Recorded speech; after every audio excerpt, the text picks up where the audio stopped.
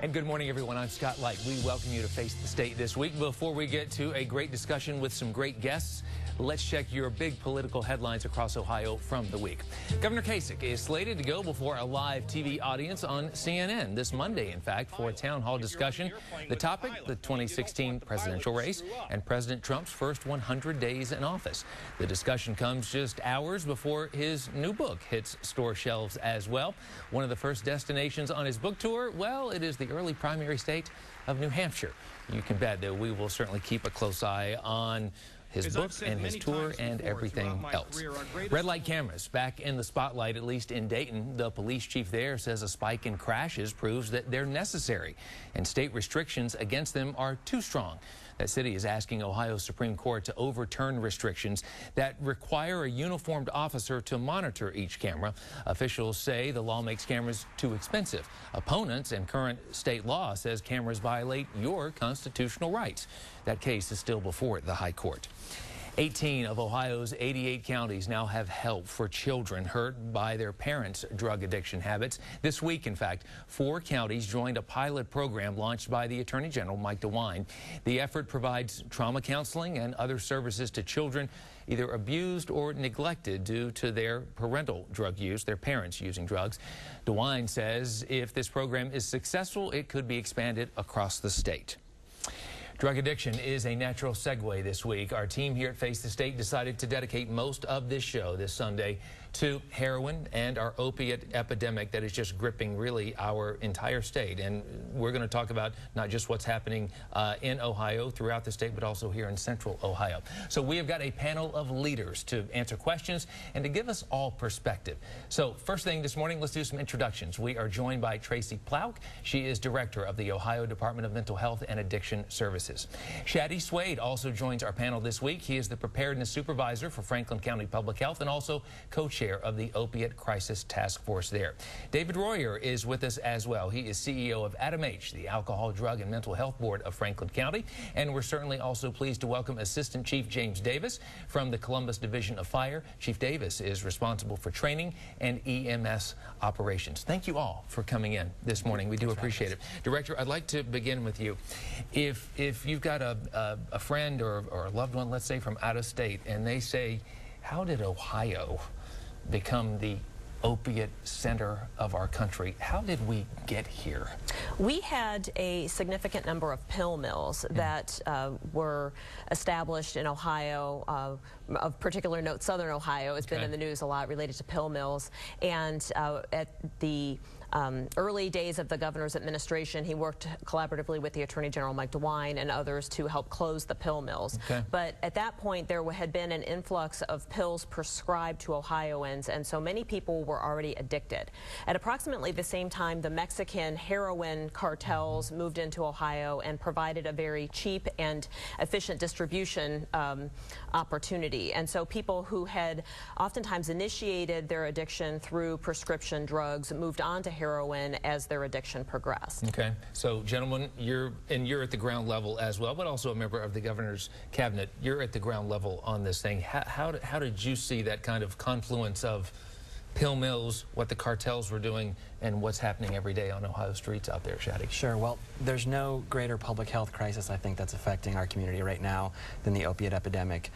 We hear a lot from families who have lost loved ones. We hear a lot from people who are at risk. And in particular, working very closely with our first responders, folks like Chief Davis, we hear a lot from our police and our fire communities that they're just encountering this every day, multiple times a day, seeing the same individuals affected, seeing households and families, and there's no part of our community, whether it's in Franklin County or in Ohio, that hasn't been affected by this crisis. Chief, how has this affected not just training for EMS, but also how you respond? So there's a lot to talk about there. Right. About 8 times a day in the city of Columbus, our paramedics are responding to somebody with a suspected opiate overdose. So 2,400 times in 2016.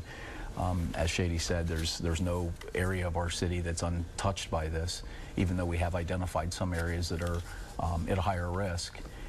But the interesting thing about it is those are the same areas of our city that are dealing with other social issues, infant mortality increasing in those areas, economic disparity in those areas, crime rate, prostitution, human trafficking. So there's a lot of additional factors that are going into it, but our folks are being trained to be aware and to be mindful of, you know, suspecting it and reporting it.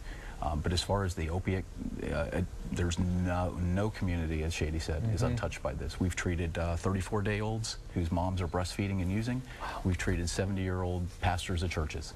So it's a disease is non-discriminatory. Those cascading effects that you were talking about, you see that firsthand at Adam H. too, don't you, David? That's right. The demand for treatment has only accelerated over the last several years. Almost everyone now that we're seeing present for drug treatment is opiate related. The detoxification, the residential. I think that one of the biggest gaps that we've identified is the lack of a crisis stabilization center for after the chief gets, and we process those overdoses. Do we have a place for those folks to go so that we can try to intervene in that addictive cycle and work with them to begin to look at alternatives than IV drug use and heroin? Can we pick up right there because on what we're lacking? Because I went back and I looked at a timeline of everything the state has done. I printed out 12 pages, and it is almost like a single-spaced term paper. We have done a lot that's been done with the Kasich administration down at the local level. Are we just, as great as some of these things are and some of these efforts are we just overwhelmed by this problem right now? I think so. You know, every indication is that the numbers are not going down. There's not a single indicator that we've looked at here at in Franklin County that is trending anywhere but in the wrong way. So as much effort is being put forward, it's very clear that we have to continue to invest in those kinds of services, interventions, in order for us to try to you know, somewhat stem the tide. Director, when you hear that at the local level and the word overwhelmed, what do you think? How do we address it? It is a challenge. Yeah. I would note, though, that our data are improving in the area of prescribing. We have worked with the regulatory boards and the medical associations over the last 3 or 4 years to develop voluntary prescribing guidelines for acute care, for chronic care, and for emergency departments related to opiates.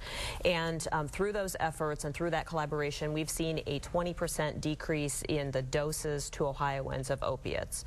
So that is progress. We've also seen doctor shopping decrease by more than 75%. So that means fewer pills are available for the Friends and Family Fund, as it's known, if, you know, pills are going to be diverted. And it also means that fewer people, hopefully, will initiate drug use that leads to addiction. So in the communication here, it's interesting. We wanted all 4 of you here for specific reasons, because it is to ask this: is the information flowing in your mind from the street to the Kasich administration? Is information flowing up and down in terms of the communications channels to where everybody is trying to get on the same page here? I think so. I think we've had a great deal of effort has been placed on increasing that communication and opening those channels. One of the things that we've done here in Franklin County is create an opiate overdose surge notification process. So that when we have these surges in our community, whether it's in a specific part of the community or anywhere in Franklin County and in the city of Columbus, so that we can all get on the same page and we can come together, have conversations, and that includes our local officials all the way up through the state. Chief, is information flowing like it should? In your mind? We absolutely. I think it's gotten a whole lot better over the last year or so because of a lot of the community response, people getting together. It's the one big thing about it is that we need to make sure that when people are ready for help, that help's available for them, that we've met them at where they're at in their recovery. And if we don't have those things in place, that we're getting to the point where we're losing a generation, and our folks are seeing people sometimes 2 and 3 times a day in which they're reversing their opiate overdose with naloxone. And And in some cases now, these folks are getting so comfortable with the naloxone, they don't want to be transported to the hospital afterwards, and that's creating other issues because of the medication or because of the opiate is being cut with different things that these folks are taking. They don't even know what they're taking at this point. Carfentanil, for goodness sakes, is used for elephants. I mean, we're talking just how powerful these synthetics are as well. You mentioned naloxone. I saw a story this week from Buffalo where a public official there said, we are very worried about the middle of this year that there could be a shortage. Are we hearing anything like that in terms of impacts in Ohio on a shortage of naloxone? We are not. We run the Ohio Pharmacy Services, which provides naloxone for many first responders through the county health departments. We also purchase pharmaceuticals for other state and community partners, and we have not experienced any sort of shortage. Okay. In a couple seconds I have left in just this first segment, David and Shaddy, for you, if you could kind of wave a magic wand legislatively and for something to get done at the state capitol that's not getting done right now, is there something that's really pertinent? Yeah, I really think that the legislature needs to fund drug treatment. The reality is we've been doing some cost estimates on a crisis stabilization center to work with EMS. Our estimation is that it's going to cost $5 million to operate 60 beds on demand. We can't afford to just do that on our own. Medicaid itself won't pay for it. It's helpful. But we need the legislature to address this in the budgetary process. And that's just Franklin County, what you're talking about. Yeah, I'm just talking about for Franklin County. It's a $5 million estimate to open up that unit, and we can't do it all on local resources. We need the legislature to stand up. Okay. And I think through a grant program that we've received through Mental Health Interdiction Services, since March of 2015, here in Franklin County, we've distributed over $90,000 worth of naloxone to our police and fire agencies, just over 2,700 doses. And I certainly think that while there is not a shortage, there definitely would be a greater need if we were to distribute more. And if more of those funds were available coming down the pipeline, I think our first responders greatly benefit from it. Speaking of more, we're going to talk about this a lot more. Let me do this. Let me get to a commercial break, and our discussion of the overdose epidemic will continue right here, right after a quick break. We'll also take a look at impacts in your community. Welcome back, everyone. Our discussion with our group is going to continue in just a little bit, but right now we want you to look at this. It's the healthcare crisis and the opiate crisis here locally. First responders in Mifflin Township say that they are using naloxone at an alarming rate. 10 TV's Megan Matthews takes us inside the discussion from an opiate town hall in Gahanna from this past week. Even in suburbia. It does affect us. It's here. It's in our homes, in our schools, it's in our workplace. It's here. I have an active heroin addict in my home, my daughter. It's what Milena Daniels calls the devil drug. So I'm hoping that some of these people will become more educated and realize that it is a serious problem. The heroin problem in Gahanna has grown so much, it brought Daniels out. It truly is an epidemic. To an opiate town hall meeting. Last year from 15 to 16, we saw an 80% increase in the number of overdoses our staff responded to. She sat in the crowd with more than 50 people who came to learn like she did. I learned eventually that I had to talk about it to educate myself and to educate others. And nobody gets through them alone. Mifflin Township Fire, Gahanna Police, school, city, and county officials shared what they call alarming numbers. Gahanna Police have responded to 40 drug-related calls since last July. Of those, 5 were fatal, and the ages of the people who needed help ranged from 65 to 13. The first step in finding a solution started at Clark Hall. We just feel like it's time that we step into this. With plans to form a community health action team, leaders are counting on their neighbors to step in. We have to start asking more questions. Help. It affects the whole family. And hopefully save lives. And everything that we've come together to do is worth it if we save one life. In Gahanna, Megan Matthews, 10 TV News. You know, this is very difficult. You were at that town hall. Yes. The other night. Your impressions of it, and we were talking during the commercial break. This is a crisis that crosses, well, that has no boundaries in terms of socioeconomic, education levels, financial levels. It's everywhere. It's everywhere, and I think it's important to raise awareness, and it's important for us to talk about this in our community and to reduce stigma and to address this as a health issue, a public health and a mental health issue. But I think more important is for us to develop actionable items and to really talk about, okay, we have identified this crisis in our community. What are we going to do about it? Who are the leaders in the community that are going to step up and be on the front lines? To your point about actionable items, I pulled some numbers from the Centers for Disease Control, and they say this, that 91 people in the U.S. die every day from opioid overdose. So I know this may be apples to oranges here, but if 90 people were dying from Zika every day in our country, we'd have federal troops out. I mean, there would be so much urgency. Is urgency lacking, do you think, when it comes to this crisis? The Congress last December actually made available $500 million for states to immediately take action related to the opiate crisis. Ohio's amount of that is $26 million, and we anticipate that will arrive here in the state next month. Mm-hmm. That's what in fact, we reported that, I think, Thursday night on our newscast, that new grant, $26 million. David, can I come back to urgency and also something you touched on earlier in terms of the services you provide?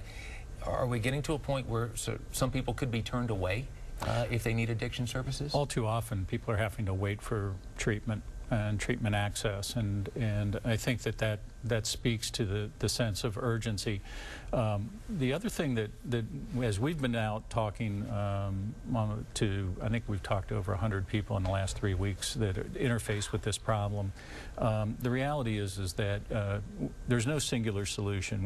We have to address the issues of treatment, but we also have to address the issues of community education and prevention. I think one of the things that has to occur, and we're interested in doing this here in Franklin County, is to begin to put opiate education in all the school districts, regardless of whether they're suburban or urban or Columbus City schools. The other thing, obviously, is from a public health and risk reduction strategy and a law enforcement strategy. So we're going to be working with the mayor and the county commissioners to move forward an action plan, to Shadi's point, here at the end of May. What we really know is that there are definitive actions that we can take collectively with some energy that I think will begin to reflect the sense of urgency that the community feels. I think that's one of the things that gets lost, is the average citizen now really sees this as the #1 crisis that our community faces. Do you think do we need to start in, from primary schools, middle schools on up, I mean, to get to kids at a young age? Absolutely. I mean, we've known for a long time that whether it's in drug prevention or even mental health, the earlier that we can identify and have that linkage, if you will, to anyone who's beginning to experience a problem, the better outcome the family will experience. I also just think it's about pure prevention education. We have to educate that this is a deadly matter, and it's not a use issue. It literally is about life or death. Chief, what else could be done when we're talking about prevention education? What else could be done out there? Well, I think it's a holistic approach that starts with the prevention and education, but the first thing we got to make sure that we teach in the education mindset is that the behavior that's currently going on is abnormal, because I'm afraid that education with the kids in the schools, it's becoming a normalization to them in that. So I think that's something we need to talk about. But then from a public safety standpoint, public safety is working hard to get the drug off the street. Right. They're working hard to be involved in the community conversation. They're working hard to data share with anybody and everybody that'll talk to us. We're working with the School of Public Health social work at Ohio State, where we're sharing data to try to use big data to help solve these problems. The police in Columbus and in the Franklin County Sheriff's Office are rolling out naloxone to their officers. They're changing their mindset away from this being strictly a criminal issue to a disease of addiction and mental health. And so there's a lot of evolution going on, but it needs to continue. Are EMS crews overwhelmed not just by these calls, but just your normal, influx of calls every day? So, the interesting thing about that, and there's a lot of conversation that goes on around that, and the paramedics of the city of Columbus, we ask a lot of. And every day, the one positive thing about this is that they administer a medication and they provide a treatment that they see a response to immediately. What happens after that is where they get a little frustrated, because, like I said, they've seen the same person 3 times in a day. Right. And that's some of the programs we're working on together. But as much of a problem as this is for our paramedics, the whole issue, the continuum of mental health care in our community is really something that needs to be discussed as part of this, because there's so much overlap that I believe that our data shows it's out there. Shadi, what in terms of Franklin County's push on more preparedness? That's part of your job title. You're also on an opiate task force. What needs to be done at the local level? What else would you like to see Franklin County do here? Well, I think we have a number of coalitions that have gotten together, and we're starting to get the right people at the table. To David's point as well, having these actionable items and having folks driving together towards a single cause. I think a lot of the stigma that existed in our community even 2 or 3 years ago has started to go away. I know that working with law enforcement a lot, we hear them say that they used to think they could arrest their way out of this problem, and that's not the case anymore. Right. And I think the tide is turning to where the community recognizes this as a public health issue, and the right folks that maybe haven't been at the same table are now starting to get to the table together. And we were talking about this having no boundaries here, Director. I know that you were twice the Medicaid administrator for our state, but in terms of how the lower income communities are getting hit by this, talk about the challenges there. The expansion of Medicaid actually has had a very positive impact on people being able to access treatment in our state. Of the approximately 700,000 people who've connected with Medicaid via the expansion, 500,000 of them have received at least one mental health or addiction service, in many cases both. And so that's certainly been a positive as far as having payment for the services that are needed. Let's do this.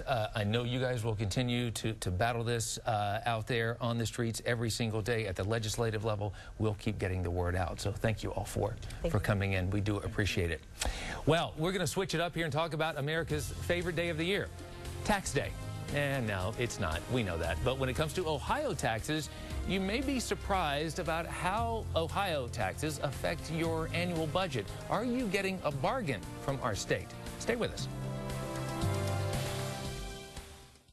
Energy Star has come out with a new category, the most efficient category. Very, very hard to be on that list. There was a lot of things that had to be met, a lot of calculations, a lot of trial and error. And finally, when the dust settled, we had a most efficient window. And we are one of 20 companies across the United States that have been approved beyond the list of most efficient. Visit Rosati Windows and save 35% by April 30th. The Better Sleep Shop lets you choose a Sealy Firmer Plush Queen Mattress Set for $297 or a Sealy Firmer Plush with Posturepedic technology and gel foam for just $797 at the Better Sleep Shops in Morris Home and Ashley Home Store. They said I wouldn't make it. That school just wasn't my thing. That I wasn't smart enough. That I didn't care enough. That I made too many mistakes. They said that graduation day would never come for me. But I did it. This year, I'm walking the stage. I'm getting my diploma. I'm getting a diploma. And I'm doing it when no one thought I could. When the world tells you no, ECOT says yes. Tuition free, computer provided, enrolling now. Introducing Brunch at Bob Evans. All day, every day, starting at $5.99. Choose from the sticky bun bake, ooh, chicken and waffles, and more. Brunch. It's not just for fancy pants anymore. Bob Evans, down on the farm. Okay, it's time for a new bathroom. Before you go and do this, and take up a bunch of that, or hire a bunch of these guys, you should call us, because we keep it simple. Simple estimate, simple timeline, simple process, and the results are simply beautiful. This in one day, or that in 1 week. Yep, that's right. A new kind of remodeler and a new kind of experience. Always on time and on budget. Simple Bath. Bathrooms you'll love. People you trust. Do you have a topic that we need to talk about here on Face the State? We want to hear from you on social media. Join the conversation all week long, in fact. Like us on Facebook, follow us on Twitter, and take us on the go with our 10 TV app. It's free on your favorite devices from the App Store.